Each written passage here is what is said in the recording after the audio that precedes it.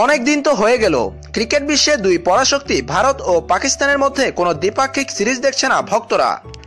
মূলত এর জন্য দুই দেশের রাজনৈতিক বৈরী সম্পর্কটাই দায়ী। তবে পাকিস্তানের ক্রিকেট বোর্ডের প্রধান শাহরিয়ার খানের কণ্ঠে শোনা গেল অন্য সুর।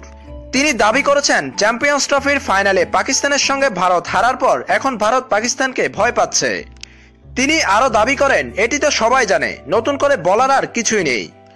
পাকিস্তানের প্রধানমন্ত্রী নওয়াজ শরীফের দেওয়া এক সংবর্ধনা অনুষ্ঠানে পিসিবি প্রধান বলেন, চ্যাম্পিয়ন্স ট্রফিতে জয়ের পর আমরা ভারতকে দ্বিপাক্ষিক সিরিজ খেলার জন্য বলেছি, তবে তারা আমাদের সঙ্গে খেলার জন্য কোনো আগ্রহ প্রকাশ করেনি, কারণ ভারত এখন পাকিস্তানকে ভয় পায়। তারা জানিয়েছে শুধু আইসিসির ইভেন্টে পাকিস্তানের সঙ্গে খেলবে ভারত। এই জয়ের পর প্রতিটি দল এখন পাকিস্তানের সঙ্গে খেলতে আগ্রহ প্রকাশ করেছে, এমনটা দাবি করছেন পিসিবি প্রধান। তিনি বলেন পাকিস্তানে এখন যে কোনো দল খেলতে আসবে, কারণ পাকিস্তান এখন সম্পূর্ণ নিরাপদ। আমরা শ্রীলঙ্কা, বাংলাদেশ, ওয়েস্ট ইন্ডিজের সঙ্গে কথা বলছি, হয়তো টি-20 ম্যাচ খেলতে তারা পাকিস্তান সফর করবে।